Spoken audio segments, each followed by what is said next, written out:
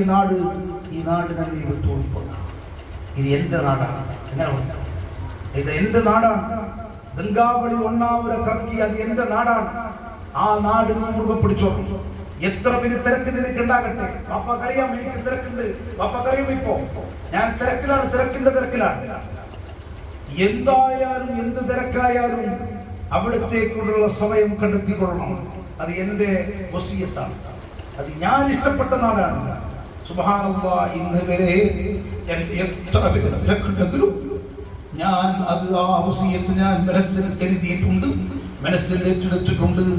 എനിക്കത് ഒരു കാലത്തും അതിനെ അവോയ്ഡ് ചെയ്യാൻ, ഉപേക്ഷിക്കാൻ എനിക്ക് സാധ്യമല്ല. കാരണം അത്ര ഗൗരവത്തിലാണ് എന്നോട് ആ വിഷയത്തെ കുറിച്ച് പറഞ്ഞത്. അതുകൊണ്ടാണ് ഞാൻ എൻ്റെ എത്ര വലിയ തിരക്കുണ്ടെങ്കിലും ഞാൻ ഇവിടെ വളരെ സാവധാനത്തിൽ വരും, സാവധാനത്തിൽ ഞാൻ പോകാറുമുണ്ട്. സുബ്ഹാനല്ലാഹ്, ആ ബന്ധം അല്ലാഹു മരണം വരെ നിലനിർത്തുമാറാകട്ടെ. അവിടത്തോടുള്ള ബാപ്പയോടുള്ള സ്നേഹം, മുഹബ്ബത്ത്, നിങ്ങൾ കൊടുക്കുന്ന മുഹബ്ബത്ത് അത് ഹബീബായ നബികളേക്കുള്ള ഒരു വയ്യാക്കി അല്ലാഹു മാറ്റി തരുമാറാകട്ടെ. അങ്ങനെ സ്നേഹിച്ച് ലോകത്തിന്റെ നേതാവിന്റെ ഇഷ്ടം വെക്കാൻ നമ്മൾക്ക് അത് കാരണമായി ഈ ലോകത്ത് പരിശുദ്ധമായ ദീനിന്റെ എല്ലാ അടയാളങ്ങളും നമ്മളുടെ ജീവിതത്തിലും നാട്ടിലും പരസ്പരം അയൽവക്കക്കാരിലും കുടുംബത്തിലും കൊണ്ടു നടക്കാൻ അല്ലാഹു നമുക്ക് തൗഫീഖ് നൽകുമാറാകട്ടെ.